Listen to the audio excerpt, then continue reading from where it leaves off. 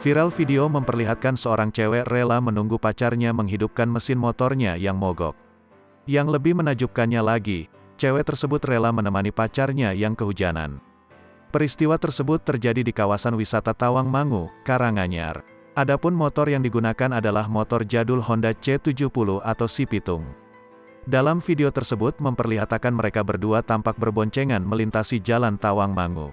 Namun motor tersebut mendadak mogok di jalan. Hingga si pria tersebut mencoba menghidupkan kembali mesin motornya. Pria tersebut mencoba kickstarter motornya berulang kali. Namun mesin motornya tak kunjung hidup. Hingga air hujan pun turun, pria tersebut masih mencoba menghidupkan mesin motornya. Si cewek tersebut tetap setia menunggu si pria tersebut meski keduanya sama-sama kehujanan. Video tersebut diunggah oleh akun @infowongkaranganyar_iwek di Instagram. Setelah diunggah, video tersebut langsung viral di media sosial.